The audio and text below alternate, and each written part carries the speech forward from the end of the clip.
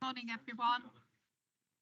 If I can just deal with the first item, appointment of chairman. Mr. Barker was nominated at the last council meeting on the 18th of May as chairman-elect. Nominations. Seconder. Is that agreed? Okay, thanks. Thank you. Welcome to today's meeting of the Corporate Governance Committee, which is taking place at County Hall in Glenville. Though some officers will be joining online via Microsoft Teams. I'd like to remind everyone present that this meeting will be broadcast live via the County Council website and will also be made available for viewing after the meeting. Can everybody please switch their microphones on when they're speaking and turn it off when finished speaking? So the next item is for the election of the Vice Chair, and I nominate Mr. Richardson. Seconded. Thank you. All those in favour? Thanks very much. The next item is I propose that the minutes of the meeting held on the 13th of September 22 are taken as read, confirmed and signed. Is everybody agreeable with that? Yeah, great. Thank you very much. Question time. I've received no questions. Questions asked by members under Standing Order 7.3 and 7.5. I've received no questions. There are no urgent items. Does any member have any declarations they wish to make in respect of items on the agenda? I can't. If I just make my normal one as a Lloyds Bank pensioner in relation to the item laid down on the quarterly Treasury management report. Okay, thanks, Tony.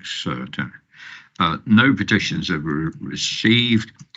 Our first substantive item is then the external audit plan, and it is just a plan for 22-23. Nick Walsh, Head of Finance, will introduce this item before handing over to Andy Reid from Grant Thornton, who is attending the meeting remotely. I think actually this is the audit plan for 21-22. Is that right? Yeah, it is. Thank you. So just correction there. So over to you then, Nick. Thank you, Chair. So the indicative audit plan for 21-22 was reported to the committee back in May 22. Grant Thornton have now completed their initial detailed planning, and their final audit plan is now attached as an appendix to this report. Andy Reid, as you've mentioned, Chair, the audit manager from Grant and Thornton, will go through the plan in a minute. I'll just mention a few points. There are no significant changes from what was presented in May. The identified risks are still the same. This does include one risk around waiting for the guidance on the accounting for infrastructure assets, which SIPFA are continuing to look at as their proposed solution has not been agreed by the Financial Reporting Council. So while we wait for clarity on this approach, it could well mean a delay to the signing of the audit opinion. The plan is to get everything else completed for the end of November, and hopefully, that can be completed as well. But it is a little bit outside our control. So if something does need to pass on, then we've asked for delegation to the chair of the committee to approve any outstanding things once the legislation is in place. The value for money audit is to start imminently. We had a meeting earlier this morning actually to kick this off. And the intention is to report the outcome of that in November as well, along with the accounts opinion. The main audit fees are confirmed as per the May 22 update for the County Council 144,715 and for the pension fund at 33,193. There is also a fee for the IS 19 assurance work, which has increased. That figure is now at £17,000, but that is shared 12 ways across all of the main employers, either county, the city, fire, police, Rutland, and the 7 districts. The final point before handing over to Andy is that the draft accounts were published on time at the end of June on the website in accordance with what was required. Okay, thanks very much, Nick. So over to you, Andy, then. Thank you, Chair, and thanks, Nick, and morning, everyone. Yes, as Nick says, this is the formal final audit plan for 21-22. We did bring an indicative plan to you in May, and I think really, as Nick says, there's not really been any substantive changes to the plan as laid out before you. The risk assessment has been completed, but there's been no changes to significant risks identified. There's probably, I think, 2 or 3 key areas that, as Nick says, we just need to update you on. So the first one is infrastructure. So on page 26 of your papers, I think it is, we give the latest position on that. I think back in May we did report that there is an ongoing issue around infrastructure accounting, which has led to SIT for proposing some changes to the code. I think as things stand, the way that the County Council, in common with most other authorities, the way that infrastructure has historically been accounted for has now been identified as not being fully compliant with accounting standards. So it would essentially mean that unless this issue is addressed, we'd be in a position where we'd effectively have to qualify the accounts over infrastructure accounting, which is this has been recognised as an issue nationally, and so SITFA did propose originally some changes to the code on a temporary basis for 21-22. Those haven't been accepted by the Financial Reporting Council, so the action that's now being taken through government to address this is by means of a statutory override relating to infrastructure accounting. Once that is in place, it means that we will be able to sign off the accounts unqualified, but the process to get that in place is, as I understand it, quite a lengthy one, and so there is a potential risk that won't be in place for November. As I say, I think all local authorities that have got material infrastructure assets are in exactly the same position, so this isn't a specific issue for Leicestershire County Council, and it is something that's outside of the control of both ourselves as auditors and the County Council. Other areas that we've updated in the audit plan, so materiality on page 31, I think when we presented the indicative plan, we hadn't updated these for the final figures. We've now got draft accounts available for 21-22. These were published, and so the materiality figures have been updated to reflect that. And just to confirm, the materialities we've set for the County Council is at 14 million.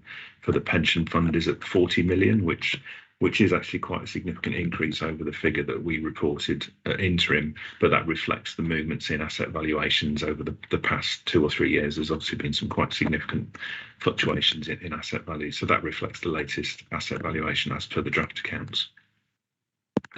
And then the final point I wanted to pull out, as Nick has already mentioned, in terms of audit fees, so there's no changes to the audit fees for the audit of the County Council or the pension fund as we reported back in May. However, for the IS19 assurances, which is work that as pension fund auditors we have to do and report to admitted bodies across the Leicestershire area, we have reviewed those fees at a national level. I think this is an area where audit fees haven't really moved for some years. It falls outside of the PSAA scale fee framework, so this is an area where we do have to review the level of fees, and that has increased.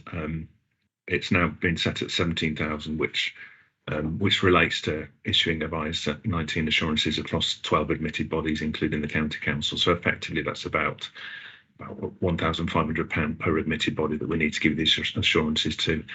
That does reflect, unfortunately, the increasing level of work that as pension fund auditors we've been asked to do to provide assurances to auditors of the admitted bodies that hold these pension fund liabilities. They are significant balances in the accounts, and I think all auditors are having to do increased work around this. It's an issue for the admitted bodies. It's increasingly an issue for other organisations such as universities that hold significant pension fund liabilities with the pension fund. So all auditors are having to do more work in this area, unfortunately. But I think those are the key points I just wanted to pull out. So as I say, there's no real significant changes in here compared to the indicative plan that was reported in May. The accounts audit is now underway, as well as Nick says, the draft accounts have been published and the audit is underway. So we are expecting to be able to report back in November. Okay, thanks very much, Andy, and thanks for the explanation of the infrastructure valuations. That's something really outside our control and your control until they agree way ahead. Every council will be affected by it. Does anyone have any comments or questions to make on the external audit plan? David?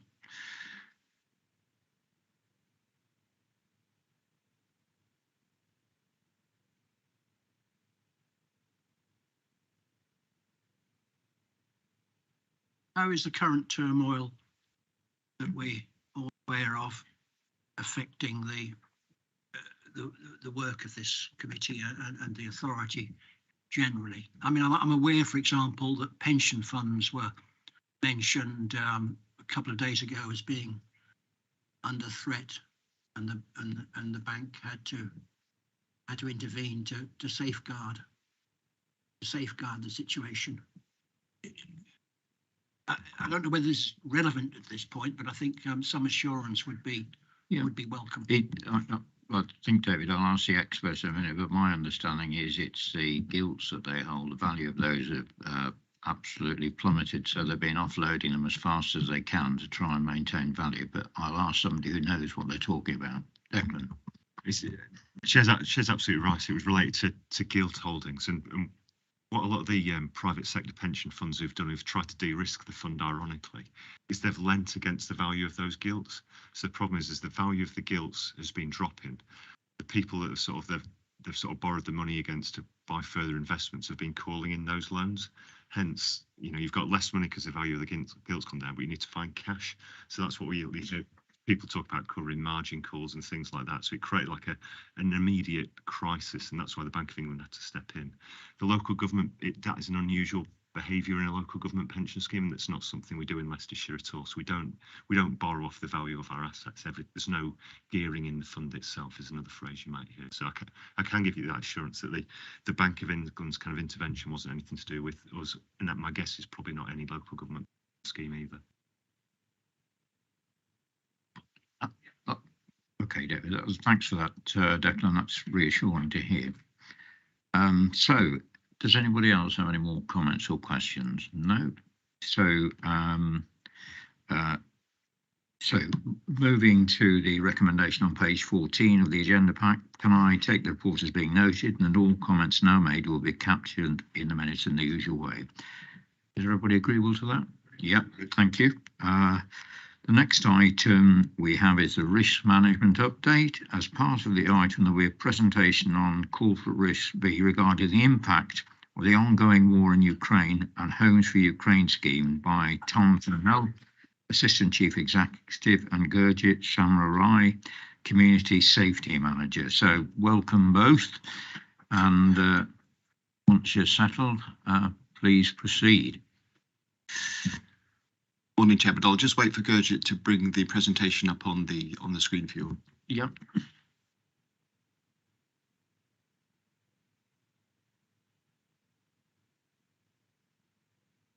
Okay, I'll make a start. Thank you very much, Chairman.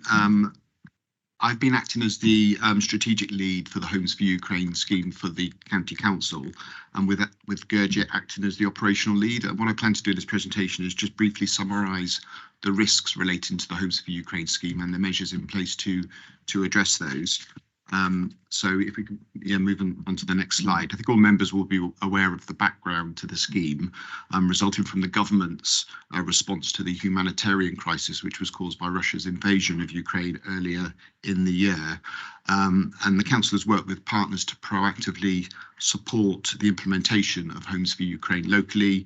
And as that slide shows, there's been quite a lot of comms and media interest and activity relating to the scheme. And also we've got a dedicated page on the County Council's website which sets out the support that's available. The risk, which is set out in the papers and on this slide, essentially has a number of components. A risk relating to if the scheme extends beyond its original planned duration, if sponsor-guest relationships end, creating housing challenges, potentially increased costs on the council and on other partners, and safeguarding and reputation risks too. So quite a few risks in there. In terms of background to the scheme, as I mentioned, we had the invasion of Ukraine back in February. The government issued guidance in April.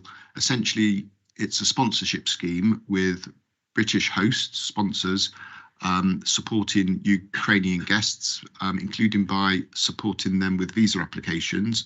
So when visas are applied for, it needs to be related to a sponsorship address in the country, and also providing them with accommodation. Hosts were asked to commit for an initial 6 months at least, and we're actually coming up to that 6 months. The end of that first 6 month period around about now. In terms of funding being made available to hosts, hosts have paid £350 a month thank you payment. There's a government commitment to pay that for the first year, but we haven't had any information about that being extended to date. First guests arrived in April. They receive a £200 welcome payment on arrival, and to date, Gurjit and I have just seen the sort of updated figures that have come through this morning, and that figure's now 785 have arrived, and that's sort of been gradually ticking up in a fairly gradual curve since 3 or 4 months ago. In terms of so local partners are provided with funding from the government to support the scheme, implementation of the scheme. That comes to the county council, and we're working with partners on how that's spent, and that helps cover things like the accommodation and safeguarding checks that we're required to carry out in relation to the sponsorship scheme. In terms of how we're organising our response locally, we've got through the local resilience forum, we've set up a group which is providing strategic coordination across Leicester, Leicestershire and Rutland. I chair that group. We've got all of the district councils, the city council, Rutland council, the police, health, representative from the Ukrainian centre in Leicester, and some other key partners as well, and that's working well.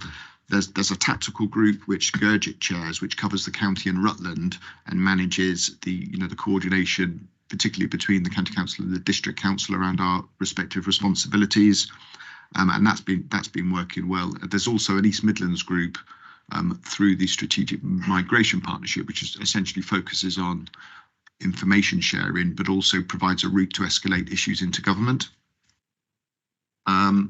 So if I just sort of pick up some of the issues that we have, some of the risk, if you like, we've had 785 arrivals, and I think it was about 1,350 visa applications relating to Leicestershire addresses, but those numbers will continue to increase as more visa applications are made, and as those visas are granted and people travel to the UK. Of course, we don't know how that number will change into the future. That will depend on circumstances in Ukraine and also on government policy. So we're sort of planning without fully understanding what the future is going to look like. But I think it's fair to say the increase in numbers has been fairly steady, and that's been helpful. We haven't had any big surges in the numbers at any one point, which has created a challenge for that reason. The government, we have been expecting updated government guidance for quite a while now, but as you'll be aware, the change of Prime Minister and the national mourning period have sort of led to delays in all sorts of government announcements, and this is one of those. So we're still waiting for that. So what we don't know, for example, is whether the sponsorship scheme will be extended beyond the first year in terms of the government making payments to sponsors. And there's been some speculation that the £350 a month might be increased. Obviously, the cost of living challenges, it could well be more difficult now for sponsors to continue hosting given other costs that they're expecting to incur. So I think the sooner we get that guidance from government, the more helpful that will be. There are quite a few migration and asylum schemes in place now, and they're not all they're not identical in how they're operating. Homes for Ukraine is overseen by the Department for Levelling Up Housing and Communities, but another Ukrainian scheme, the family scheme, is actually overseen by the Home Office, and they're run very differently. And those schemes are also different to schemes relating to other refugees from other parts of the world, and that does create some challenges. And I think probably the main one, particularly to highlight, is that the Homes for Ukraine scheme, there is funding to local authorities, there is funding to guests, and there's funding to sponsors, but that doesn't happen with the Ukraine family scheme. So people arriving through the Ukraine Family Scheme joining family members in the UK, they don't get that support. But also when they present for services at the county council and district council and others, we haven't been provided additional funding to support that. So that creates a challenge, particularly given the current financial challenges. And that sort of picks up that point about only some of the demands on the council services are being funded by the government. I think the key emerging challenge is around how people are housed, and obviously this is a sponsorship scheme, so it does depend very much on British people coming forward, offering up their homes to support guests coming from Ukraine, and there was an amazing response nationally and locally to that. But we are coming to the end of that initial first 6-month period when people signed up. We do know that some of those arrangements are breaking down for all sorts of reasons.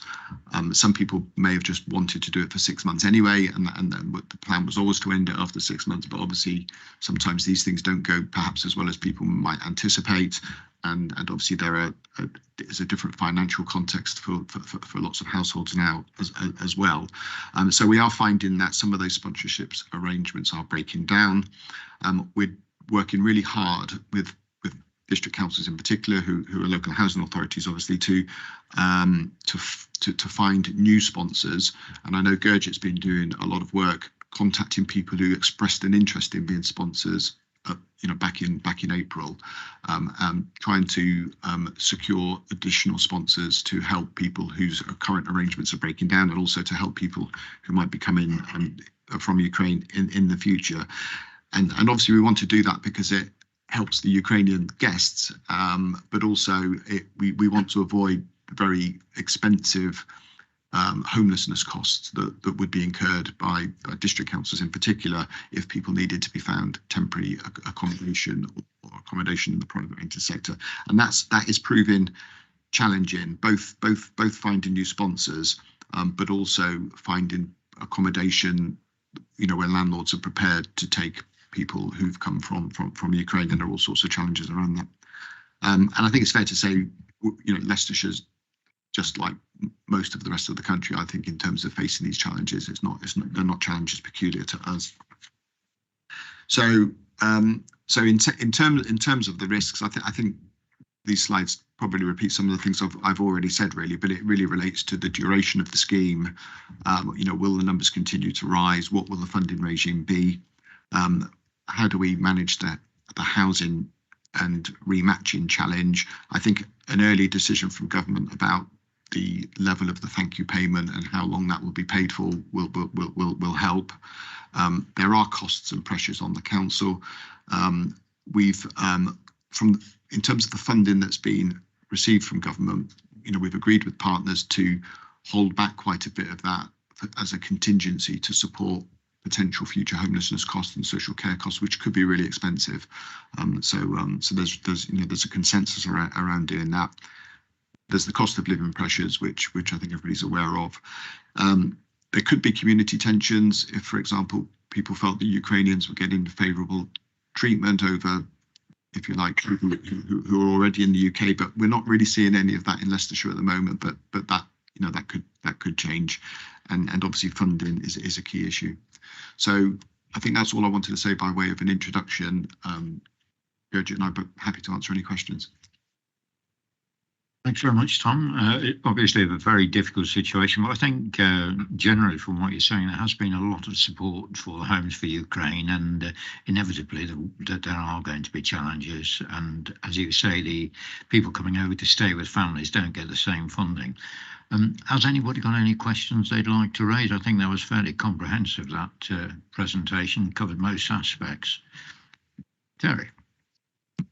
Tom, thanks for the presentation. I think this is a brilliant example of partnership working across the county. I really do. I suppose my concerns are that about how we get the messaging back up to, is there any route we can get messaging back up to central government about the issues?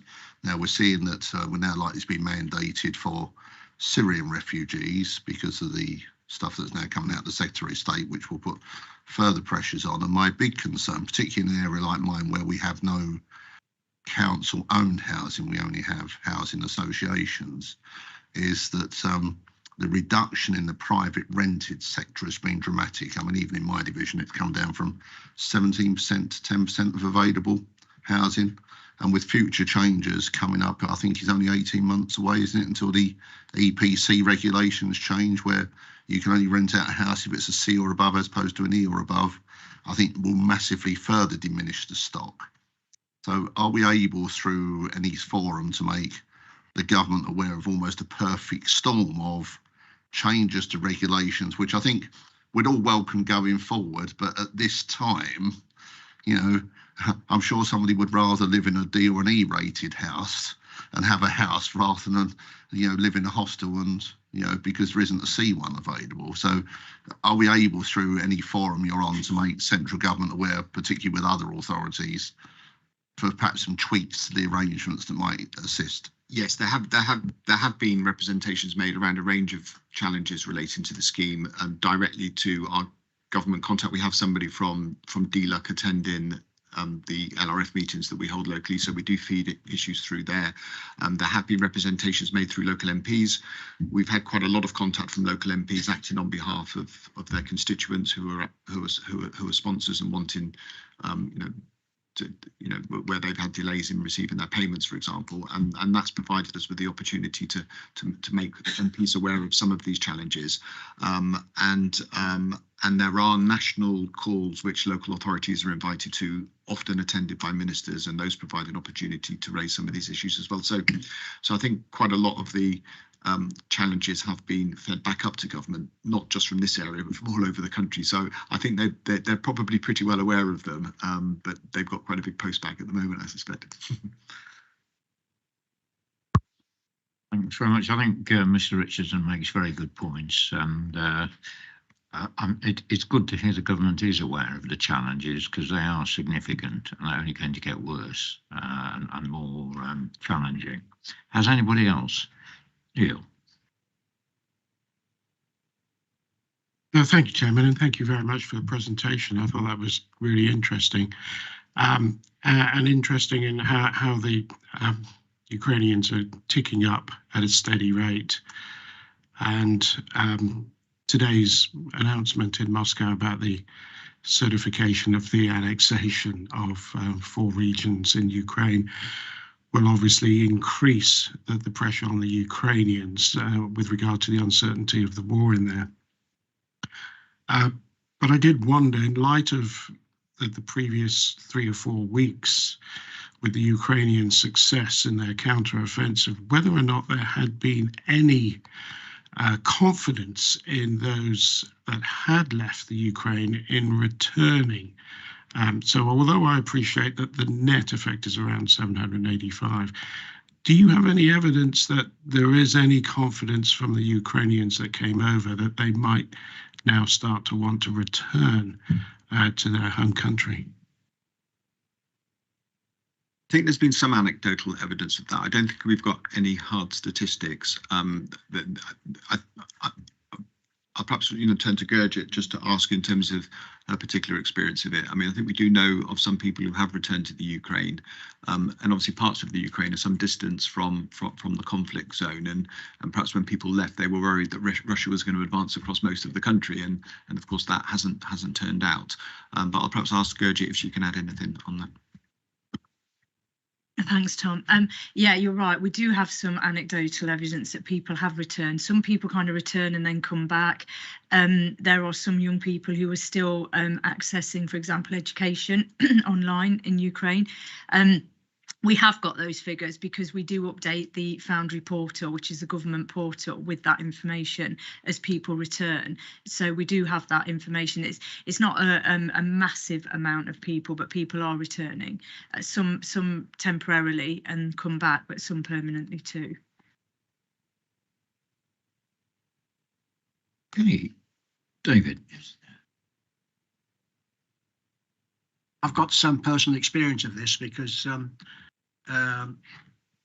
members of my family have taken in Ukrainian family, and of course they're conflicted because male members of the family have had to stay, and so that's a constant concern. But where you've got youngsters, they're starting to get into local schools, and I think that the parents will be reluctant to disrupt their schooling yet again, because they've obviously been through one trauma, and getting into a new school is a traumatic experience for all youngsters. So there's conflict there, isn't there, within families? But it's been very interesting to see it at first hand.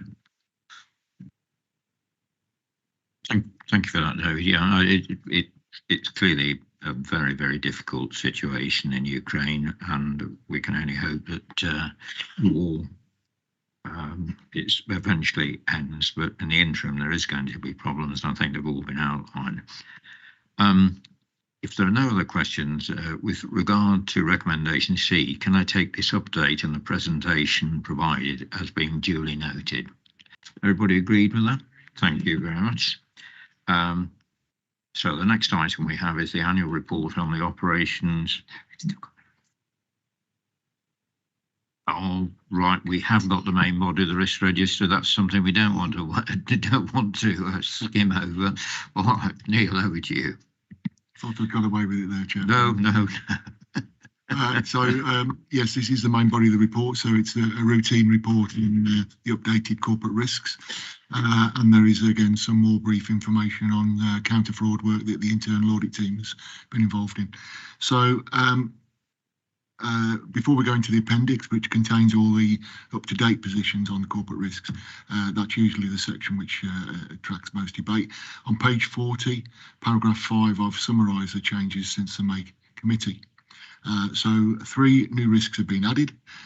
2 have had their descriptions amended, including the one that's just been presented, but there haven't been any removals from the corporate risk register in this cycle. Just moving on. Paragraph 6, top of page 41, just some brief information really on some counter fraud work.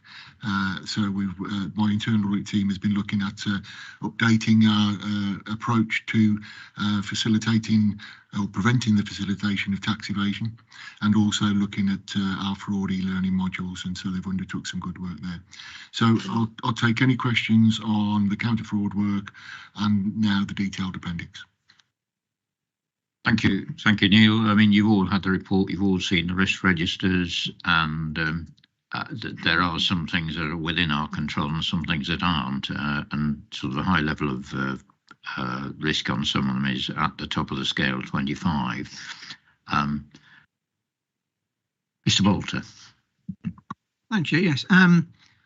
They say that 5 risks have increased and 4 gone up, 1 gone down. What we're doing about the 4 going up?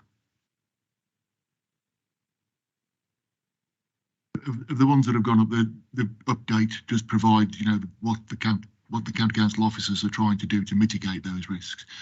We had a brief conversation yesterday with the chair. I mean, we are not uncommon across all local authorities in terms of these high scale risks. What I do think is very appropriate for this committee is to show the transparency of how we're trying to mitigate those risks. So each time we have a cycle of this report, we go around the offices and get the most up to date and challenge them as to what they are trying to do to mitigate it. Okay, thank you.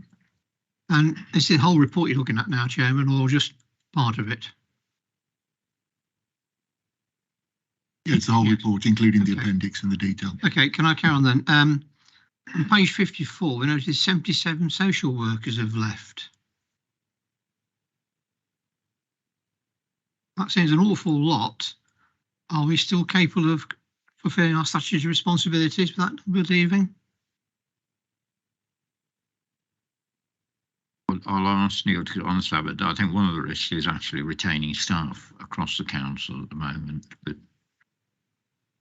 Lauren is going to comment on this. Chair, I wonder if I might come in simply because I had a meeting with the director earlier on this week with colleagues from corporate finance, and one of the issues raised related to this very issue, the fortunate hemorrhage really from the county council of social work staff, and the director has got plans in place to address that through various initiatives. and they're being worked through at the moment. It primarily seems to relate to rates being offered by agency staff being higher elsewhere than those offered by the county council. And that's the root of the problem. But clearly steps have to be taken to ensure that the services are delivered in accordance with the statutory obligations, and plans are in place to manage that. Okay, thank you. And Thank you. I think my last one, Chair, is Arriva's been going on for an awful long while. Is it finally come to an end now? Can we put a line under that, or are we still limping along? Chairman, Mr. Bolter, please, sir. Page 51. Yeah, I'm fully aware of Mr. Bolter's raised this before, and I have pushed the department, to really get this off the register as soon as they can. I can't cast iron guarantee, but that's the latest update from the director to say that it looks quite positive, and that in the short period of time before the next committee, I'm hopeful that'll go, but I will take it back again. So it's probably just worth adding, although I can appreciate the frustration, it's been on there a while. It does look like it's flipping from us having to pay money to maybe getting some back. So hopefully it's going to have been worthwhile that it's dragged on. Like Neil says, it's not finalised yet, but it's looking a lot more positive than it was. David. Page 48, education.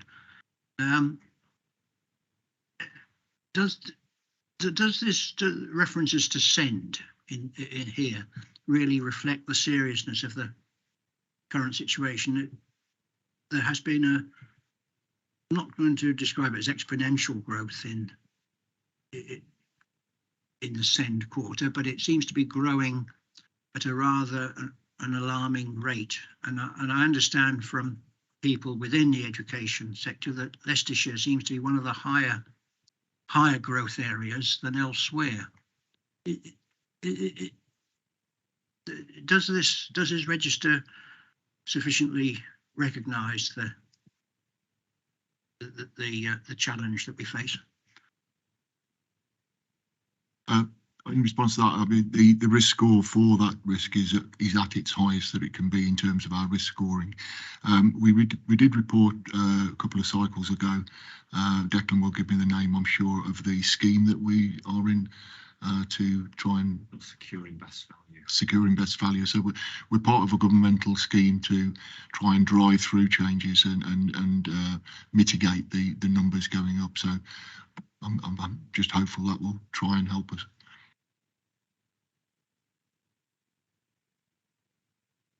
From the highways and transportation point of view, that SEND transport is that is growing at alarm, and of course it's taking away resources from other areas. I know it's a cost that we must meet and do our utmost to help the parents and youngsters caught up in this. But I just hope that there is something there which is going to try to assist us in meeting this situation.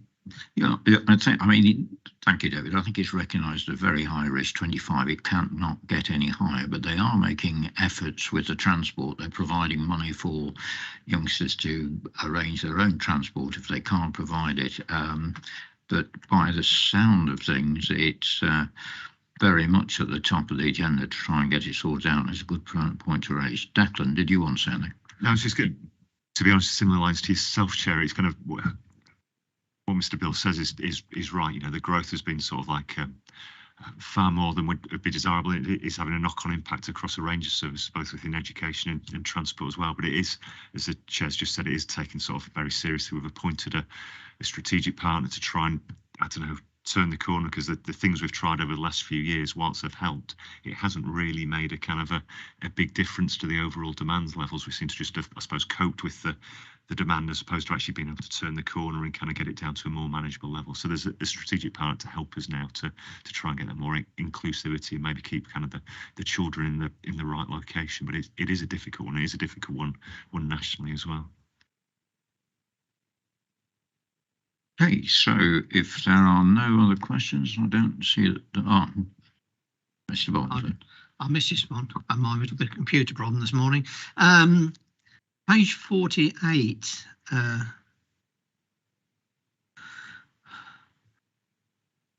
External reviews. Talking about not compliant with HMRC IR 35 regulations, employment, self-employed, blah blah blah. It says here there's potential of further risk in relation to sole traders, which has not yet been considered. Initial scoping underway. When is it going to be considered by? It's on page 48.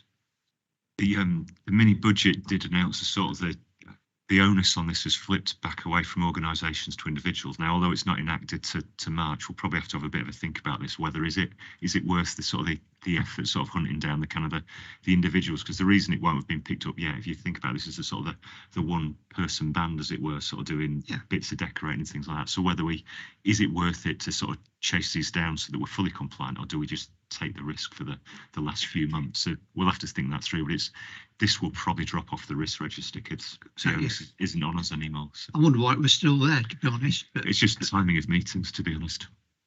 I think it is just the time of meetings, and the Chancellor announced in the minute Friday. Only a week ago. Only a week ago. It seems a lot longer. Certainly seems a lot longer. But I think it's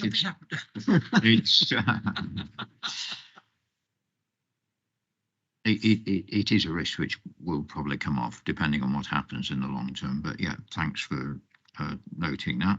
So if there are no other questions, moving to the recommendations which are set out on page 42 of the agenda pack.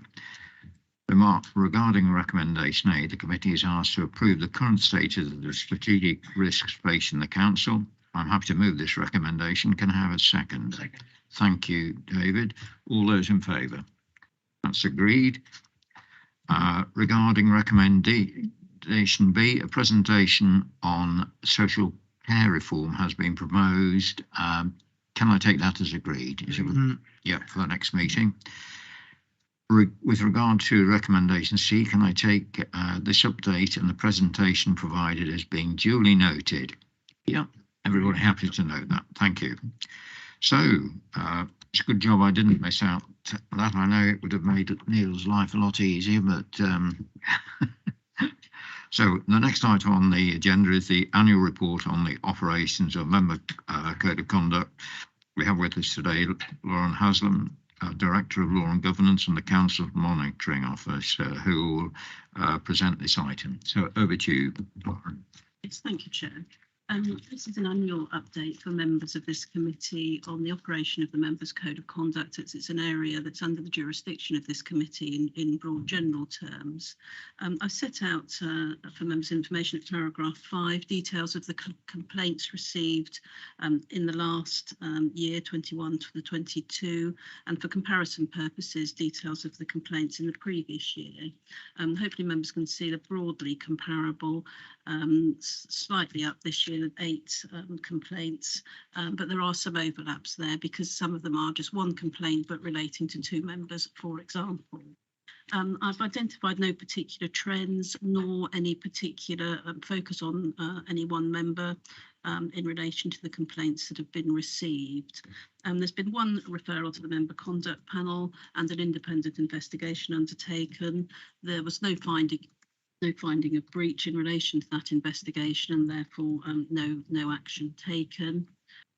Also included in the report is an update on the government response to the Committee on Standards in Public Life report, simply for information as the appendix. The only other issue to draw to members' attention is the guidance that's been issued recently in relation to the new local code of conduct, which, as you know, we've adopted here in Leicestershire.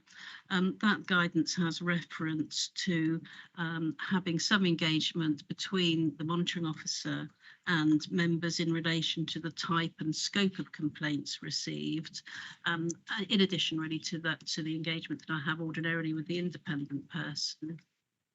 You'll see I'm proposing at paragraph 14 of the report that we have a sort of annual sharing of the detail of the complaints received, probably on an anonymous basis, with the chair and spokes of this committee.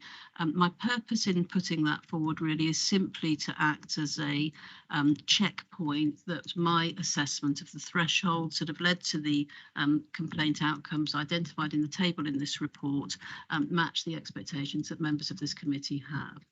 Because at the moment there's a significant amount of discretion that's vested in me as the monitoring officer, with the only point of contact being the independent person. And I think the recommendation made by the LGA in relation to this to have more member engagement is helpful and would be helpful to me in performing my role.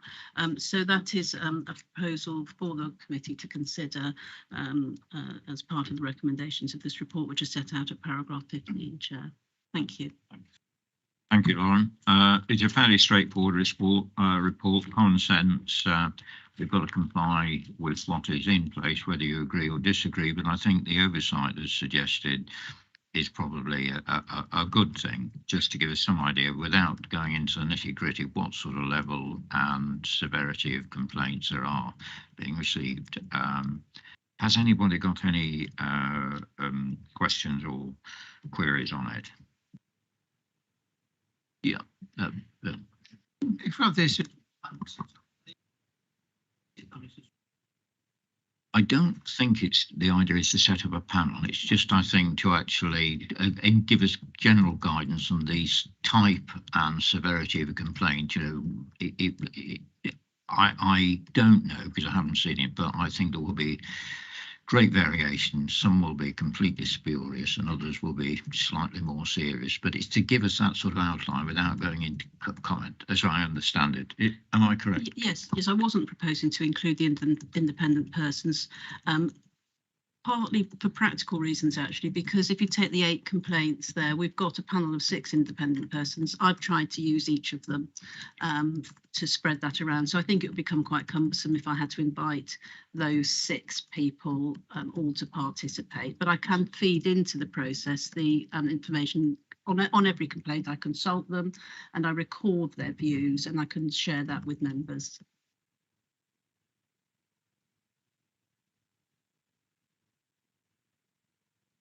I think, Bill, I think the idea is to just get a check and balance to make sure that members are happy with what is going on. And at the moment, as Lauren said, she's very much independent, working with the independent person, and we don't have too much input.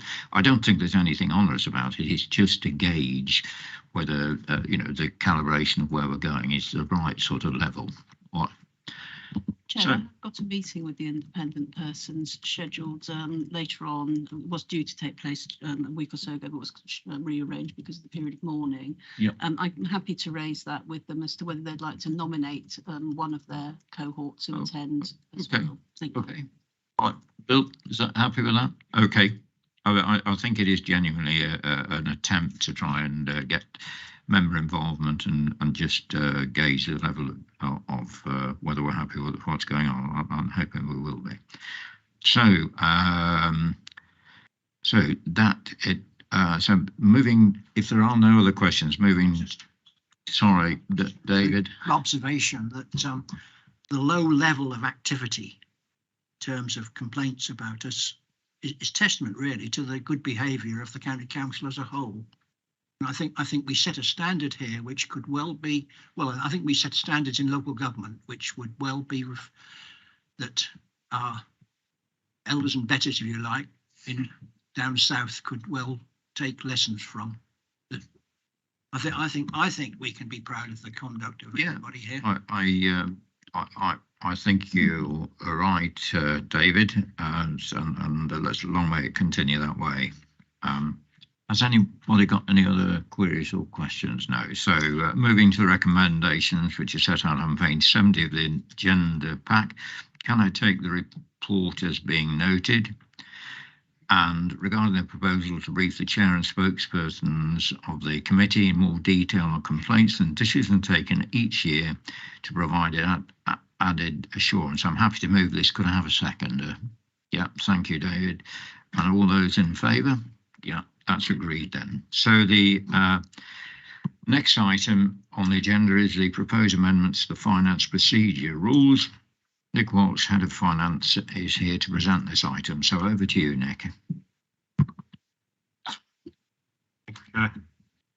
This report covers the usual periodic review that we undertake to ensure that the financial procedure rules are kept up to date. The rules are contained within Part 4F of the County Council's Constitution. The changes that are made on this occasion are fairly minimal, and obviously the appendix provides the details of those. It includes a bit of tidying up where we've had to change the wording to amend titles, etc., pointing to where things have changed name, etc. The main changes are around budget environments. So we've strengthened the rules a little to make it clear that a environment is not permitted in the position where the council overall is forecast to be overspent.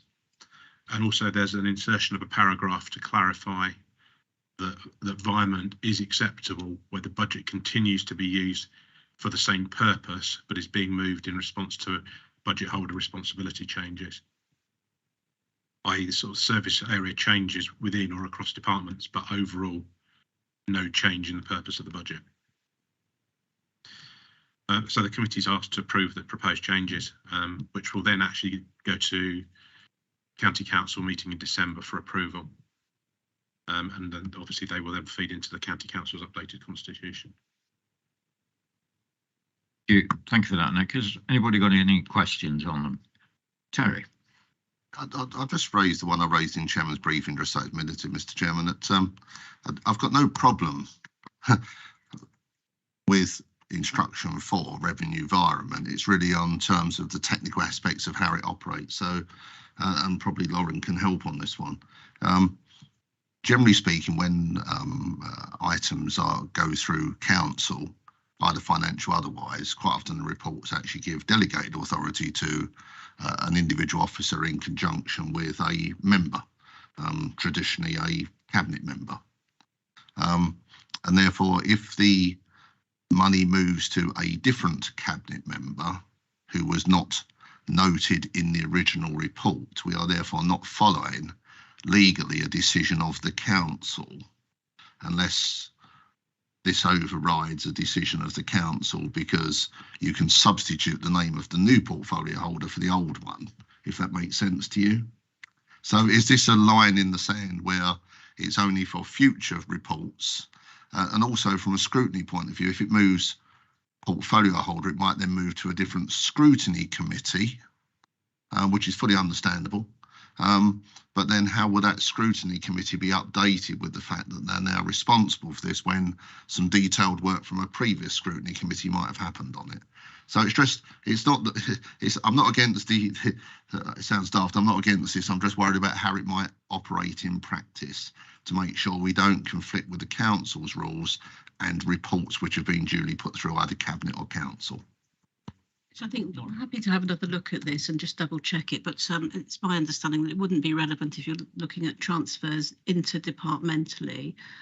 It would only be an issue if we were considering transfers from one department to another, which I think I can't really envisage when that might arise.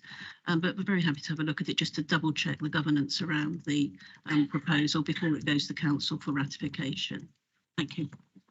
Yeah, are you happy with that, Mr. Richardson? Yeah, I think it's... It was just that was noted, and then it was with evidence that it's been looked at, it's fine, and nobody can accuse us of in future breaching any rules, Mr. Chairman. Yep, that's fine. And Lauren's going to have a look at that before it comes to council to make sure that it is watertight. So are there any other questions? David? Sorry, Chair, I'm just puzzled because a reduction in service, we know that we've got an appalling financial situation coming up. So there's going to be a reduction in service all across the board. So I'm just curious how we're going to make this work when we've got to accept the fact that we're not going to be able to do as much as we all want to do. How will this work in practice? Could someone give us some with this additional locking in? Yeah, I don't personally, I don't foresee a problem with applying the rules, but I'll ask Declan for a bit of guidance. Is it the reference to reduction service is just purely putting a restriction on when a chief officer can do environments on their own? So if they're doing an environment that would cause a reduction service, it's saying it needs decision making of the cabinet. So this is a preventative thing as opposed to a permissive thing.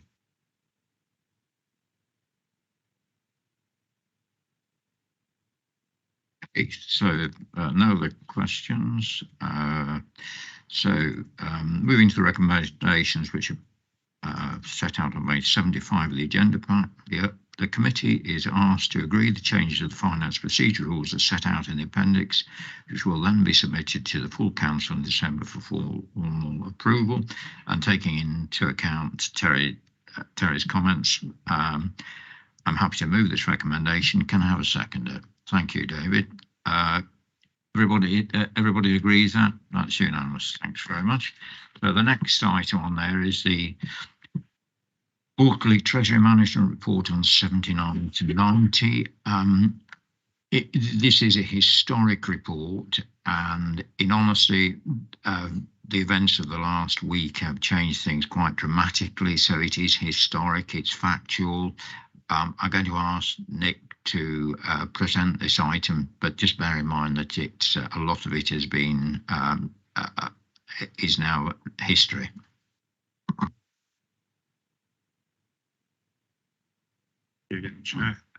So yes, so this report summarises the position as at the end of the first quarter. So we're talking about June this year. So as the chair has mentioned, it is kind of somewhat historic now.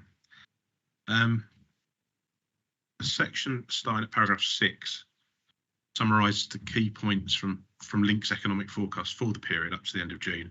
But obviously, combination of the timing of this meeting relative to the end of the quarter and, of course, more significantly, the extremely volatile financial position means that much of what's in that economic forecast is now moved on considerably since it was published. Inflation forecasts continue to increase. The government's energy inflation measures have had some positive impact on this. The sort of the latest, I think, CPI figures did show a minor fall, but the expectation is obviously that it will continue to increase as we move forwards. Interest rate forecasts are increasing week by week, just as an indication of how quickly things have moved. Back towards the beginning of August, Link were forecasting that rates would peak at 2.75% in the middle of next year, sort of June, September time. The latest forecast that they issued earlier this week now predict that will peak at 5%. So that's moved in sort of 6 weeks from 2.75 peak to 5% peak. And actually some commentators are suggesting it will be even higher than that. So whilst the current national financial position is obviously bad news for the county council, from a Treasury management perspective in isolation, higher interest rates do provide us opportunities, obviously. The latest investment that we did just earlier this week was with Helaba. I did 12 months for 5.23%. So, you know, compared to Link's forecast, this perhaps does suggest that the market is overreacted slightly, but we do continue to monitor almost daily at the moment. We're looking at, you know, what's out there, how things are moving, and it is amazing how volatile it is. Moving on in the report to the section starting at paragraph 10, this notes that £217 million of loans matured at an average rate of 0.45% in that quarter, and 201 million of new loans were placed, average rate at 1.67%. The overall portfolio balance was 408.9 million at the end of that period, and that's broken down in the table in paragraph 14, so you can see where those holdings were at that time. We've had a further 1.11 million back from the private debt, from the 2017 allocation of the private debt, which means that 10.9 million of that original 20 million investment has now been received back. In addition, we've received £3 million of interest, and the remaining 9.1 million capital value that we have invested currently has a market value of 9.3 million. So overall, the investment on this represents an internal rate of return of 4.6%. Now there's a further 5.5 million of the 2021 allocation was called up during this period. So there's 5 million called up in Q4 last year, and then another 5.5 million in the first quarter of this year.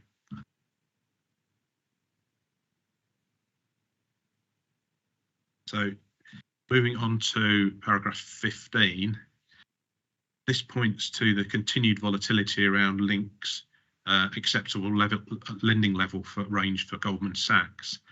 You'll probably recall a similar issue during the previous quarter. So, during the period, the recommended lending length to Goldman Sachs dropped from 6 months to 100 days, whilst we still had loans outstanding with them over a 6-month period of £30 million. Since that date, the £30 million has all been returned, and we've received the interest in full as well. But there is a requirement to report those breaches to this committee. Something new in this report is the Prudential and Treasury management indicators. Again, this is a statutory requirement to keep our affordable borrowing limits.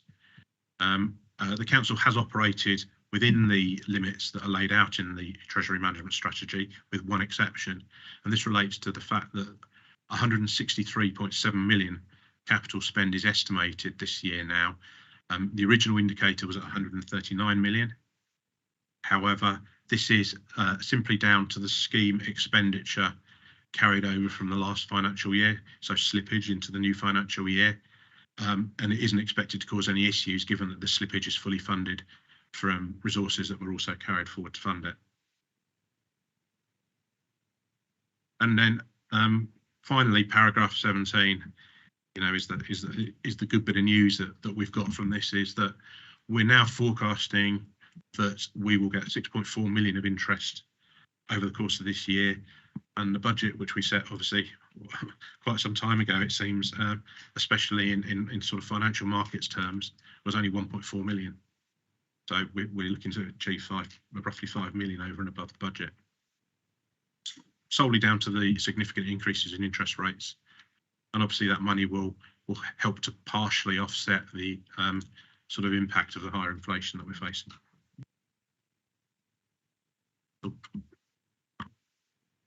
Okay, thank you very much, Nick, for that overview of this report. Has anybody got any other queries? I mean, as I said at the beginning, I think things have moved on. Bill? Yeah. Been rather controversial, right? No, never. The council finds itself in a very difficult financial situation, and I can't see it improving for the next year or so anyway. Central government's in a turmoil. Over the years, we've taken money out of the revenue account to put into investments for a number of years. Is it time to look at that now and think, is that the right thing to do in view of the council situation and our ratepayers out, council taxpayers out there, and the effect it may have on them? Or is it time now to consider some of this money that's come back in to help council services rather than invest it? I'm thinking about keeping the patient alive rather than anything else at the moment. If something was unfortunate happened to this authority, like happened to other authorities, the government would step in and most likely remove all this money anyway. I think, perhaps time to look at some of the investments we've got that are coming forward next month, which could help services keep our residents going. Yeah, I'll ask Declan to comment on that. It's worth stressing everything in this paper is Treasury management. So this is money that's just temporarily held on balances in advance of a different purpose, and some of those purposes can take quite a few years to work through. So, for example, we've got provisions against future insurance claims, which can take a very long time to come through. So, any money on that you see in the Treasury management report, you couldn't redirect to prop up services. All we're trying to do with the different lending to the banks, or some of the ones with private debt, is to just increase the return that we get, particularly in light of the level its inflation's at the moment. So effectively, what the support to services has already been done. If you think about sort of our reserve position, the level of earmarked reserves, they've been allocated to lots of different projects or different services already. So if we were to try and do it again, we'd be double counting the money. Thanks, Declan. Terry, you've got a question. Oh, you've got. Is there any scope at all, Chair, for this? Yeah, we've got to keep the patient alive. I know. At the moment, I understand. I think what Declan has said is that the majority of money, this 400 million, is already allocated for specific purposes. The interest that comes off the investments will obviously go towards lessening the council tax. The council tax we're limited to, I believe it's 2%. And inflation's running considerably higher. But I think nothing is off the agenda, and I'm sure the finance team will have a look at everything, quite honestly, Bill. They've got to. They've got to, and it'll come through scrutiny, and we'll have a good look and see what's happening. Okay. Right, Terry.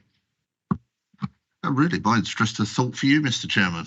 I just wonder, in view of the volatility of the market, whether or not perhaps we need to closer align our meeting dates to these reports so that we're not looking at one that's 3 months old. I mean, I appreciate that this meeting should have been 2 weeks ago, but even then it would have been 2.5 months old. So it almost strikes me our meeting date should be sort of, you know, as soon as this report and others are produced to make them worthwhile, because, you know, quite frankly, I think, as you said, quite accurate, Mr. Chairman, the world has moved on.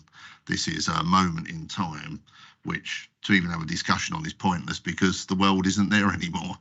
And I just wonder if perhaps we need to consider the meeting dates for this committee, and that might be more apparent depending on what happens with the Redmond report, the long-awaited Redmond changes, about how we then have to have independent people and look more at the financial state of the council in terms of not its financial state, but the management of its financial state, to be more accurate. So, I mean, the reports are produced March, June, September, December, I believe, quarterly. Nick, have you got any comment on that? Well, from a Treasury management perspective, then probably you would put the meetings in probably a month after the end of each quarter. So you probably end of July, end of October, end of January, end of April. But of course, the Treasury management isn't the only timetable that we need to fit the meetings in around. There's things like around the audit requirements and things like that. So I guess it's something we could look at to try and rearrange them slightly, but we have to bear in mind that it's not just Treasury management. So I think it's a good point, and I think this is a particularly acute example of where the timing of the meeting is very poor. It's probably not normally as bad as this, and of course it's just made worse by the extra volatility over that period as well. I fully accept that, Nick, but my suspicion is if the measures predicted by Redmond come to be in, this committee will need to meet far more frequently anyway with the level of work that's expected, which I think, you know, I think people know my views. I think, you know, some parts of it are a sledgehammer to crack a nut, and I think could be over onerous, but we'd have to comply to them if they become the law anyway. Yeah, thank you for that, Nick. So we will take that into consideration, and hopefully it's quite unusual to have the sort of level of turmoil in the markets which really sort of cause the situation we've got. But it is a good point you make, Terry. Look, are there any other questions? No other questions. Can I say the report is being noted and that all the comments made will be captured in the usual way? Is everybody in agreement? Thank you. Thanks very much. So the final item is the audit general update, starting on page 91 of the agenda pack. Neil Jones is here to present this pack. So over to you, Neil. Thank you, Chair. So quite a few things have happened in both the internal and external audit arenas since the previous committee in May. So this report really is just mopping up some of those things and reporting them to you. So starting at paragraph 2, the first section of the report explains that CIFA released a report on what's called the untapped potential of internal audit in May, following extensive research last year, and I know the Chair did respond on this.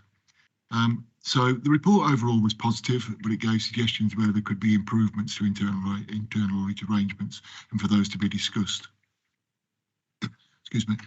So I am scheduled to meet with key officers to discuss the report and its improvement actions, and I'll bring a further report back to the committee. There are a couple of appendices I've included here just to explain what is the report itself. So there is Appendix 1 is a summary of the report, and it covers off some recommendations and conclusions. Appendix 2 relates to a media article from the authors of the report. And again, that gives some key pointers on conversations to be held. And then Appendix 3, which is on page 104, covers some key discussion points. So that's that area of this report. Section 10 onwards is now talking about external audit. And this explains that at the end of May, the government published its response to local audit framework technical consultation, and that marked the culmination of its response to the Redmond review, which Mr. Richardson has just been referring to. I've been reporting to the committee for Redmond for well over 2 years now.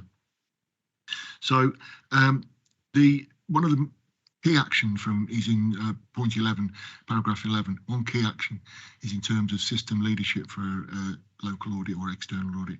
And what has happened is they've established a post of the director of local audit to start up a dedicated local audit unit, and this has started in September.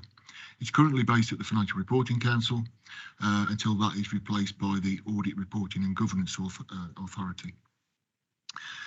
The paragraph 12 lists some of the other key points from the government's response, and the implications of these are being assessed and will be reported to future committee. I've deliberately left out of there the reference to mandating audit committees because that's next on the agenda. So I'll bring a report back on those to a future committee. And then paragraph 13, this is what Mr. Richardson was alluding to. So this explains that one of the government's aforementioned responses is very important to the role of this committee, in that it has proposed to not only mandate audit committees, but also for them to have at least one independent member. It could be some time before a statute is enacted, so the government has advised on simply getting on with things in line with SIPFA's revised guide on audit committees, and more on that later. Meetings with key officers are scheduled for next month to discuss the council's approach to progressing an independent member. And while amendments to the constitution may then be minor and temporary, pending any further statutory requirements, these and the approach for appointing an independent member will need to be approved at the November committee meeting. And then finally, paragraph 17, I'm afraid is a bit of a non-event, in that the publication of SIPFA's revised guide on audit committees has been confirmed to me this morning, which was the last date of September, has been pushed back again to October, and the date is unknown. I am waiting for them to plan, for those guidance notes, be able to plan a briefing for this committee, and we'll take it from there. I think that's all I have to say, Chair. Thanks very much, Neil. So you've seen the report and recommendations that the government has still got to enact the legislation, but it gives a lot more responsibility to this committee. And as Mr. Richardson said, we may need to meet earlier, but until the government actually set out the guidelines, where there's not much we can do. The idea is also to appoint an independent person to the committee as well. Mr. Bolter. Thank you. Page 106. 10 questions to ask your internal auditors. So for the record,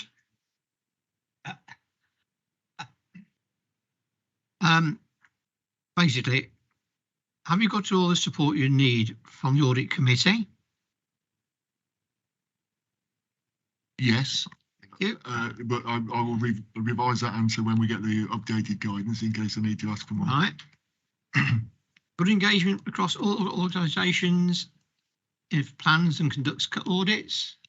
Yes, on the whole, taking account of pressures on people, in terms of other responsibilities, but yes, generally good engagement.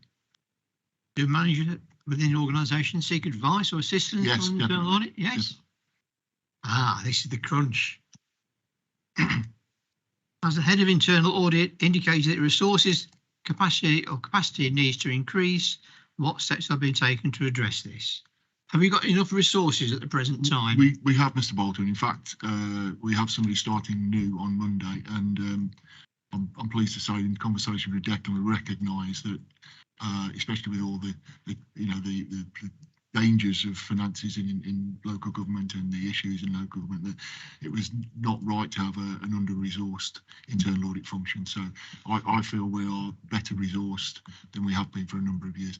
Now, that's not because we didn't have the resource, because we carried a few vacancies. Okay, so you've got no obstacles in which you find you can't exercise your rights of internal audit. I didn't say that, Mr. Potter. No, that's why that's why I'm asking you. We call those impairments to scope. So we have to just be very, recognise where there are maybe impairments because we can't get into an organised area of the organisation because they're too busy, or but we take those into account. Well, I think if you've got areas that are too busy to cope with you perhaps ought to report those so that they are noted down, so that to safeguard for yourself as well. Thank you. Thanks very much for that. Thanks, Bill. Terry. Just a quickie, Neil. From everything I've read, I would think it's almost certain we'll have to have 2 independent people rather than 1. I think they're talking about 1 as a minimum, but I think they're really talking about 2 as a minimum. So would it be worth, perhaps trying to find 2 and putting 1 on hold if the legislation comes through that says we need a second one? And I suppose the other question really is, I suppose almost for us is, do we do enough as a committee in looking at internal audit reports? Because I've never thought we do.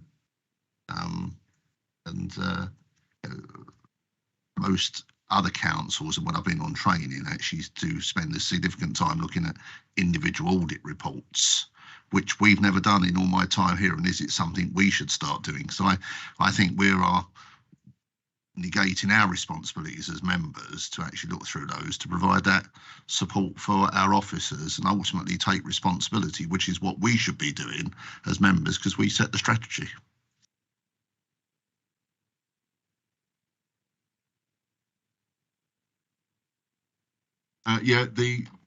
The issue about having 2 members rather than 1, quite surprisingly, I think SIPFA I haven't got the guidance yet, but in its application note, if you like, which I brought in June, they'd suddenly changed from 1 to 2.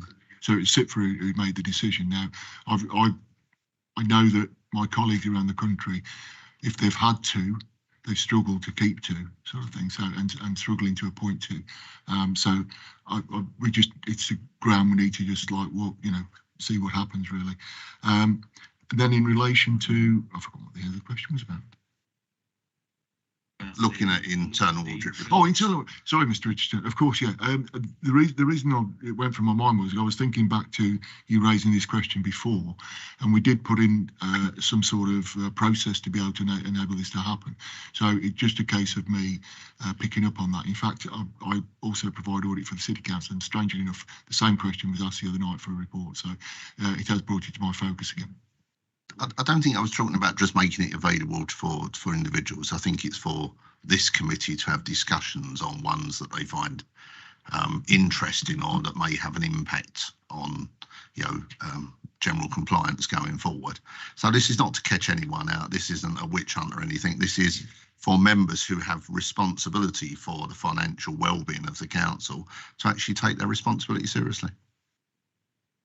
Declan. I mean, you're absolutely right. Sort of, I suppose it's the whole point of doing it, isn't it, to get that sort of improvement side in. So kind of, if there is, I mean, we've always done it with this committee of that, you can request, and there hasn't been a huge amount of requests, but if there is stuff that's coming up on the report and you want more of a focus on it, by all means get in touch before and we can sort of expand that out into a focus area. But I know Neil has been pushing as well with sort of to just check that sort of lead members of the sort of individual departments do get things like the risk registers, internal audit reports and stuff as well. So it does spread that awareness, which I think is kind of one of the key points you're touching on as well. I'm coming on the point. So what you might be suggesting, Declan, is probably what we should do is we should have lead members in to talk about the internal audit reports in our area and what action they've taken on them. I think if there was a report that just it wasn't being progressed, and O'Neill has reserved the right in the past to sort of call chief officer in, but no, I think that'd be appropriate. We've got something that's, you know, it's a high importance and it's got stuck, then absolutely it's the role of this committee to sort of look at the governance arrangements, and if the governance arrangements is failing, then you need to understand why. So. Thank you, Jerry. That's a good point. Has anybody else got any other questions they want to raise? No. Thanks for the presentation, Neil. Obviously, a tremendous amount going on there, and as we said, there's going to be more of a role for this committee than there is at the present time. Can I take the update as now provided as being noted? Everybody in agreement? Thank you.